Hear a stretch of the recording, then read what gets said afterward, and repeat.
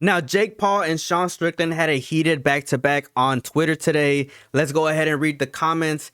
I'm gonna give you guys some quick context though. Before we do, um, today there was a live stream of Sneeko getting absolutely destroyed by Sean Strickland, and we did a reaction to that video. By the way, if you guys want to go ahead and check that out, it's gonna be in my channel. But of course, that video did numbers and it went freaking viral on Twitter. And Jake Paul had some words for Sean Strickland. He said, Sean Strickland, SHAW, might I add, completely disrespectful. Sean Strickland, you're embarrassing for trying to stop Sneeko like that. You weren't even able to drop someone with no experience while going all out. And I do agree with him. I do think that Sean Strickland was definitely going all out. You're a horrid boxer that only picks on inexperienced people. I'll fly you to PR, Puerto Rico, and we can have a fight on camera. If you win, I'll give you $1 million, half of your net worth, allegedly. But if you get dropped, you have to get better tattooed on you. DM me. But just like Patty, I'm guessing you'll find a way to run. Now, Sean Strickland replied to this, and he said, you lost to a part-time boxer, LMAO. Don't forget that, which, yeah, he kind of did. Jake, I'm going to pad my record with a part-time boxer. Part-time boxer off the couch wins. LMAO. So then Sean goes on a series of tweets that are absolutely crazy and unhinged, of course, because it is Sean Strickland, but we're going to go ahead and give them a read. I'm probably going to have to bleep out a lot of this. He says, actually, Jake, I'll make you a better deal because money can't buy happiness and you have plenty of it and you're still a cunt.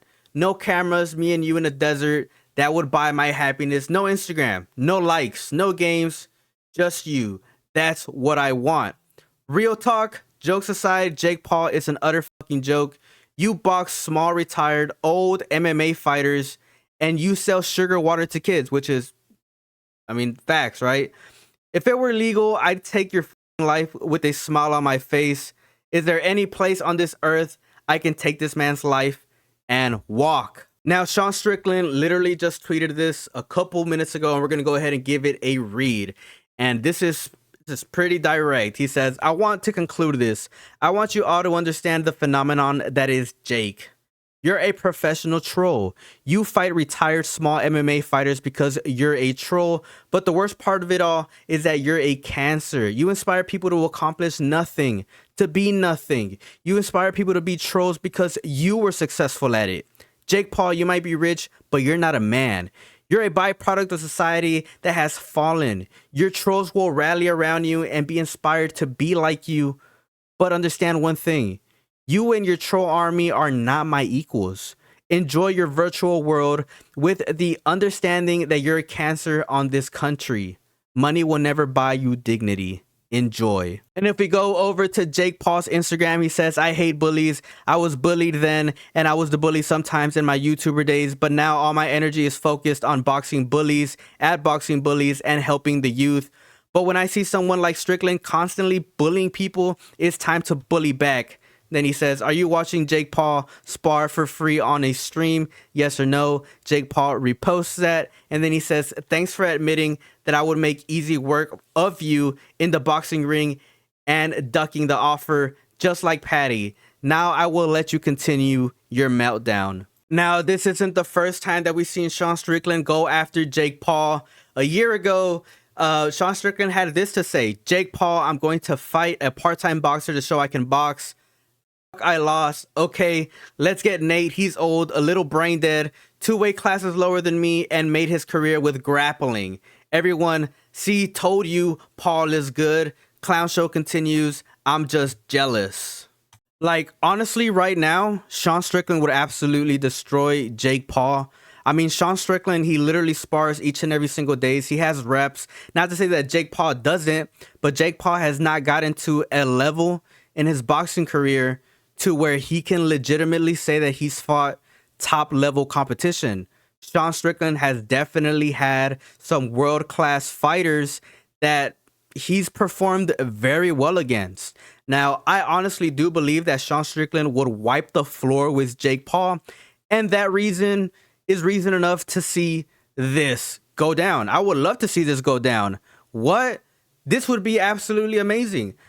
I would definitely watch this on stream. I would definitely love to see Jake Paul get absolutely destroyed and manhandled by Sean Strickland. That would be the most entertaining thing I think ever. And I kind of do have to agree with a lot of what both of these guys had to say about each other, because it kind of did look like, you know, Sean Strickland was bullying Sneeko. But look, I'm pretty sure that Sneeko and Sean Strickland had some sort of agreement. Looking back at it now, I'm pretty sure they had some agreement that they were going to go all out, you know, the last couple rounds. And granted, Sneeko got what he was looking for. He got Sean Strickland. It doesn't really freaking matter at this point. Everybody's giving Sneeko props because he didn't freaking fall to none of Sean Strickland's strikes. But it kind of did look like they were picking on him a lot actually. But Sneeko was looking for that, and he got exactly what he wanted.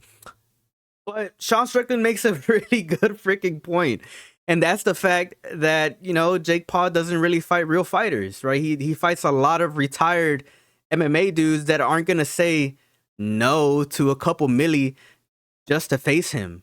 And yeah, I think that Sean Strickland does make a good point against Jake Paul. I think the example he gave for Nate Diaz is like a blatant example of Jake Paul trying to pad up his stats 100%. I mean, whenever Jake Paul did fight Nate Diaz passed, he was like 37 at the time.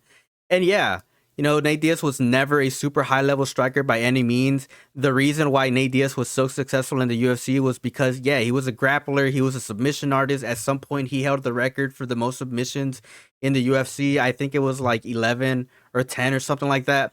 But yeah, like Nate Diaz is not a fighter who was ever like super high level in terms of striking. He was like a volume puncher and received a whole lot of punishment, ladies and gentlemen, throughout his career because of his fighting style. By the time he got to Jake Paul, he was completely punch drunk, way past his prime, way past his highest athletic ability. And Jake Paul 100% took advantage of that. 100%.